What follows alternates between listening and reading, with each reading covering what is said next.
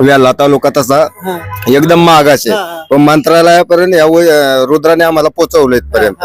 याचा खूप मोठा आनंद आहे आम्हाला. नक्की काय वाटतंय सांगा.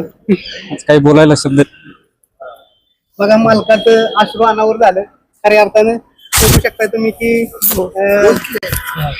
खरं प्रेम असतंय बैलावरती. बघा तुम्ही बघू शकताय पाठीमागं डोळ्यातनं पाणी आलंय आणि बोलले नाहीत दादा, पलीकडे गेले. नाही आता काय आहे, ते निरंजन चव्हाण बैलाचे मालक. बैल आपल्याकडे असतो राजगड वेल्ल्यामध्ये, पप्पू दादांकडे बैल असतो. आणि आता आज श्वानावर होणारच, कारण की त्या अपेक्षापेक्षा जास्त आपल्याला एवढ्या थार गाडीची कधी अपेक्षा नव्हती, आपल्याला गुलालाची होती आणि त्या बैलाने आपल्याला मिळवून दिले. ते आनंद आता पहिल्यांदाच आम्हाला मंत्रालयात येण्याची संधी मिळाली. त्यामुळे आता नक्कीच बघा तुम्ही मालक पाठीमागे गेला डोळं पुसत. हे प्रेम आणि त्यांना बैल सांभाळला कसा आणि बैलानं चीज केलं आणि ह्याच्या पुढे बोलायला शब्द नाही. माणसं गड्यासारखं गडी दिसणारी, परंतु डोळ्यात पाणी आलं. आज काय नाही, आज आमच्या इकडचं बी वेल्हा तालुका तसा एकदम मागास आहे, पण मंत्रालयापर्यंत या रुद्राने आम्हाला पोहोचवलं इथपर्यंत. याचा खूप मोठा आनंद आहे आम्हाला.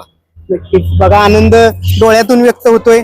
आणि खरोखर तुमच्या सर्वांना सलाम. तुमची बैल अजून इथून पुढे नंबर कुशेगाव सारखं येणार हिंद केसरी मैदानाची मानकरी हो अशी मी परमेश्वर चरणी प्रार्थना करतो या मंत्रालयात आणि थांबतो. धन्यवाद.